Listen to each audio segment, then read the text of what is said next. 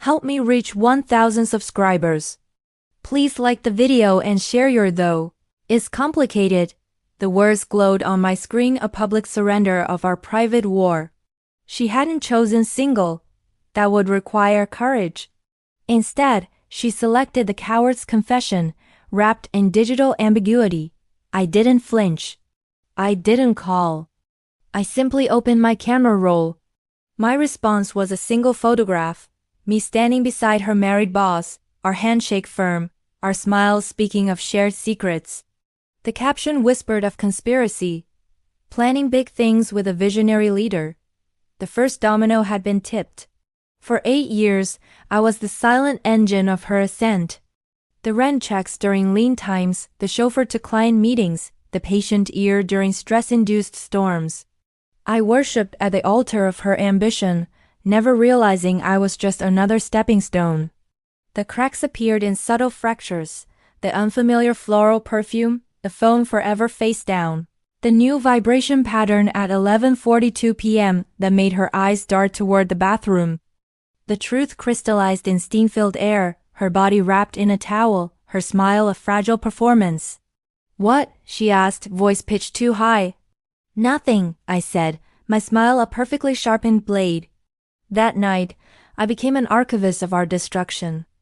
I compiled evidence with surgical precision, GPS timestamps overlapping with hotel reservations, expense reports detailing dinners for two, screenshots of deleted messages recovered from cloud backups.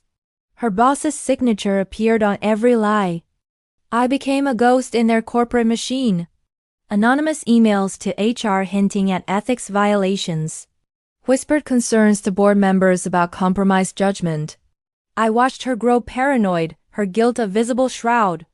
When her text arrived, "We need to talk," I knew the final act had come. "Give me an hour," I replied. I used it to launch the missile.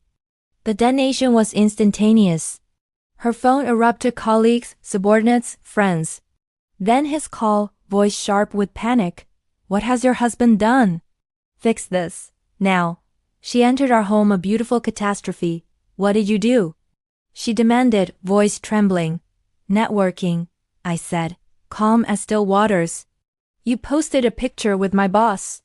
"Your married boss," I corrected. "The one who approved your team building in Napa. The one whose corporate card paid for the vineyard suite." I turned my laptop. The screen displayed my masterpiece. An email to the entire executive committee, my digital dossier attached. The subject line reading, "Ethical concerns requiring immediate attention." I witnessed her composure shatter in 3 acts. Defiance, recognition, collapse. "You've destroyed everything," she whispered. "No," I said softly. "You built your kingdom on rotten foundations." I merely scheduled the inspection. The aftermath was brutal. Her suspension came within hours. Her boss's resignation followed by mourning. Her termination was a sterile PDF attachment. The industry she coveted blacklisted her name. She called, she pleaded, she threatened. I offered only silence, a void more deafening than any scream. People ask about remorse. You don't regret demolishing a condemned building. She wanted complicated. I engineered a collapse so intricate, so absolute, it became her permanent address. She changed her relationship status to, "is complicated." I made certain it was the last decision she would ever make without consequence.